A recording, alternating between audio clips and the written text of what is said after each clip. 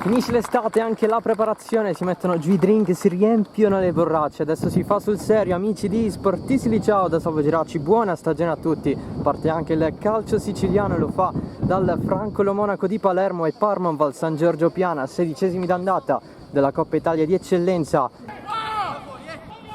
Alzata in profondità, colpo di testa di Mancuso. Tra i confermati dell'anno scorso ci sono state cessioni importanti. C'è il gol d'esterno di Torres che si sblocca dopo 3 minuti con la maglia del San Giorgio Piana. 1-0 per la squadra di Filippo Chinnici.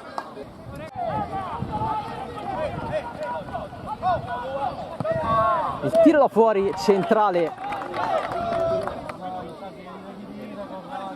il tiro al volo da parte di Bonamaison finisce oltre la traversa. Altra occasione per il San Giorgio Piana che si va ad aggiungere.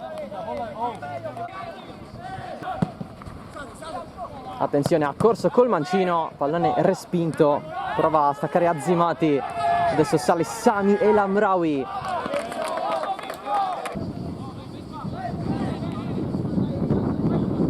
Parmonval che attacca, c'è questo pallone in mezzo, Zerbo si gira, pallone lento sul fondo.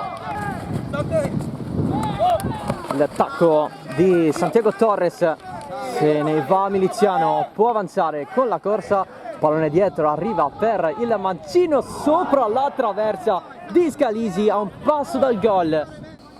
La battuta affidata al mancino di Giorgio Chinnici, prolungamento in mezzo. La battuta col mancino in mezzo, c'è il gol del 2-0, lo ha segnato Maltese per il 2-0, si sblocca anche lui con la maglia del San Giorgio Piana, una nuova maglia per lui.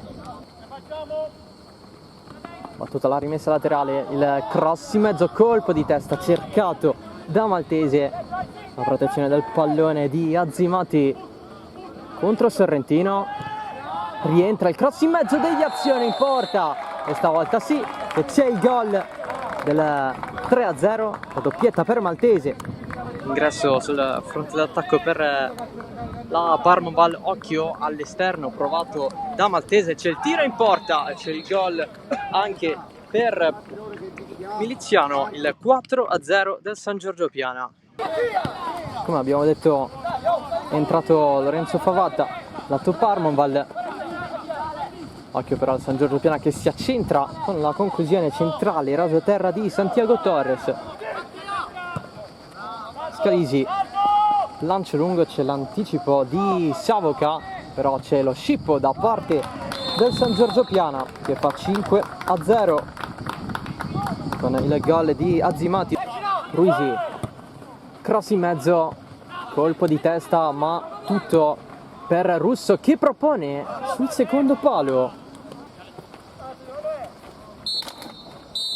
Ed eccolo qui, il triplice fischio ufficiale, il 5-0 del San Giorgio Piana sulla Parmonval. Inizia nel migliore dei modi la stagione degli Arbresh